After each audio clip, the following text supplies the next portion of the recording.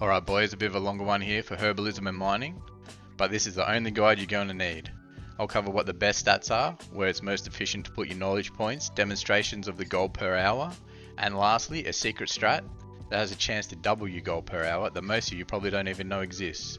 I'll drop that tech after we finish with the setup. In Donegal, the herbalism trainer is located here,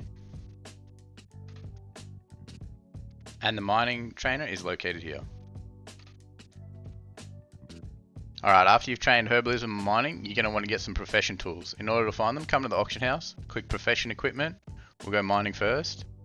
Put on the filter current expansion only, so you don't find the Dragonflight versions. Search and come here. I'm just going to buy the cheapest first, because when you're first starting out, it's only the plus skill that you really care about. The random stats on the profession gear doesn't make that big of a difference. On the proficient pickaxe, and on the proficient sickle, you're going to want to get perception. The reason we want perception on these tools is because that's how you get the most null stones and null lotuses, and they make up the greatest portion of your gold per hour while gathering. If you're serious about herbing and mining and you're not a druid, you're probably going to want to pick up a sky golem. A sky golem allows you to collect herbs, not mines, just herbs, while mounted. Once you've picked up your profession and gotten your tools, the next thing you're going to want to do is collect the profession treasures. Each profession has 8 treasures for a total of 24 knowledge points. The easiest way I've found to collect these is with this weak aura I have on screen right now, and with the add-on TomTom. Links to both will be in the description. In order to use this weak aura, you do need to be in the correct zone to the treasure. So I'm currently in Donegal, so I'll click Donegal Gardening Scythe. TomTom will come up with an arrow leading you to where you go. Also, the weak aura will put a map pin to exactly where you need to go. So you can just follow both of them straight to the treasure. You will need to do this in each zone. There is 2 treasures per profession in each zone. So if you have both mining and herbalism, there will be 4 you need to collect. Alright, now we've got our professions and our tools. Let's head out, collect the treasures, and level up herbalism and mining a little bit. Once you reach 25 skill, you will unlock your first specialization tree. For mining, you want to go into mining fundamentals. Just to unlock the tree, however, do not spend any knowledge points.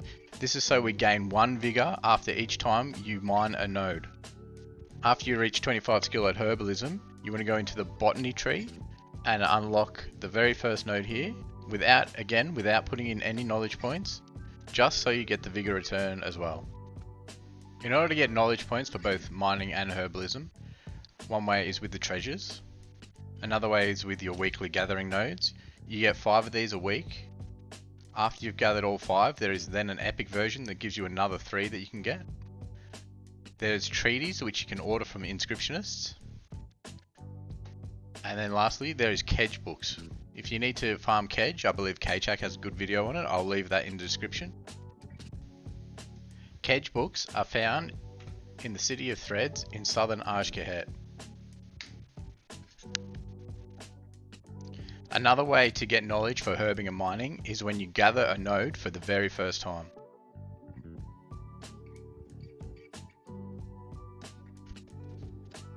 Once you've reached 50 skill in mining and herbalism, we can come into the next spec. We didn't spend any points in botany, we only unlocked it to get the vigor. We come over to Bountiful Harvest. First, we're going to fill Bountiful Harvests. That's because this node gives us +1 skill every time we do it. The higher your skill, the more likely you are to get rank 3 materials, and they're the ones that sell for the most gold. So we come over, we fill this up. Next, you want to focus on filling one of these 5 out, because at the last node, your senses sharpen, allowing you to find null lotus more often when gathering the specific herb you spec into. And as I said at the beginning, null lotuses is where your gold comes from in herbalism. Now I believe lure drop is the best one to spec into because it is the most profitable herb. However, there's also people who believe it's micro bloom because that is the most common herb, but giving you more chances to get null lotus. But for the route that I use for herbalism, I'm going to go here.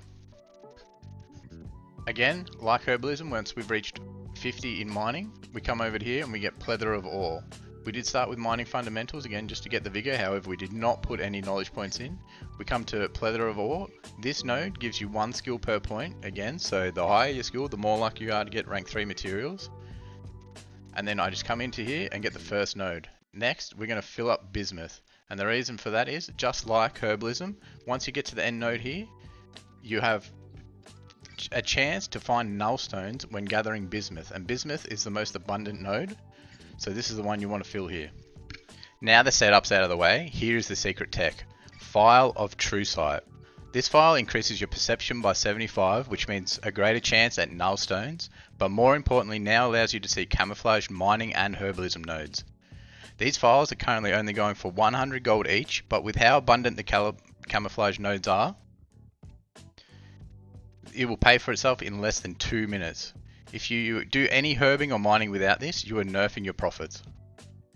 Another good tech for increasing your gold per hour can be toggling on war mode. If you're in a phase with lots of bots, or just lots of people in general and they're taking all your nodes, you can swap phases by turning war mode on.